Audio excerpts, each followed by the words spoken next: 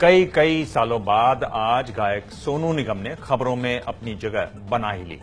अपने गाने के लिए नहीं बल्कि लाउड स्पीकर पर अपने ट्वीट के लिए वो दिन भर ट्विटर पर ट्रेंड करते रहे। उन्होंने सुबह होने वाली अजान पर सवाल उठाए और उसे गुंडागर्दी तक कह दिया। 43 साल के सोनू पिछले 24 साल से फिल्मों के लिए गाने गा रहे हैं। सोनू को काम मिलना कम हुआ है, लेकिन वो नींद से अब जगे हैं। सोनू परेशान है अपने करियर के लिए नहीं, अपनी नींद खुलने की वजह से। सोनू का दावा है कि अजान उन्हें सुबह जग जाने पर मजबूर कर देती है।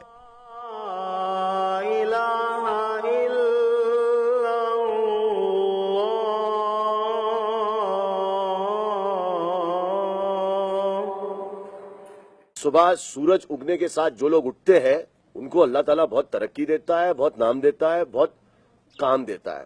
तो शायद मेरे भाई हरजीत सिंह इसीलिए सुबह 5 बजे उठता है और रियाज कर रहा है, इसीलिए सारे गाने सब एक्टरों के, सब सिंगरों के वही गा दे रहा है।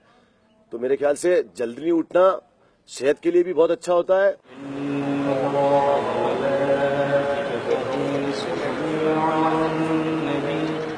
सोनू को अजान की आवाज से इतनी तकलीफ है कि वो इसे गुंडागर्दी बता रहे हैं।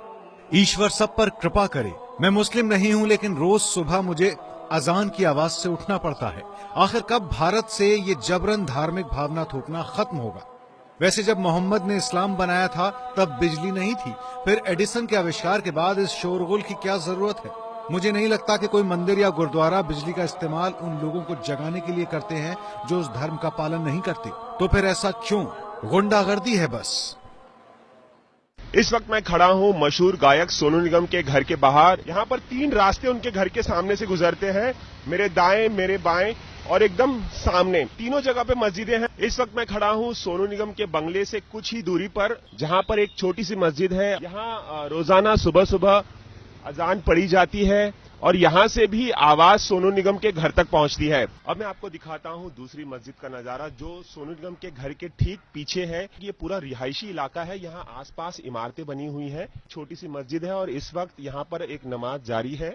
और लेकिन इसका जो लाउड स्पीकर लगा है, जो कनेक्शन है, यहां से जो है ये आवाजें निकलती हैं। अब मैं आपको दिखाता हूं तीसरी मस्जिद का नजारा जो ठीक इस सड़क के उस पार है और ये मस्जिद भी सोनू निगम के घर के काफी करीब है, यानी 1 किलोमीटर के दायरे के अंदर है ये मस्जिद। इससे आप समझ सकते हैं कि सोनू निगम ने जो ट्वीट किया है वो क्यों किया है। सोनू के ट्वीट के बाद सोशल मीडिया पर बहस छिड़ गई। मुस्लिम धर्मगुरु भी सोनू के विरोध में उतर आए। ये उनका एतराज बिल्कुल ही बेजा है और अजान अगर आप देखें तो सिर्फ 1 से 1.5 मिनट मैक्सिमम उसको उसमें लगता है और ये हमारे रिचुअल का हिस्सा है। मस्जिद में लोगों को बुलाने के लिए अजान दी जाती है। अजान का मतलब होता है पुकारना या घोषणा करना। अजान दिन में 5 बार नमाज से पहले होती है, लेकिन लाउडस्पीकर की आवाज को लेकर पहले भी कोर्ट तक मामला जा चुका है।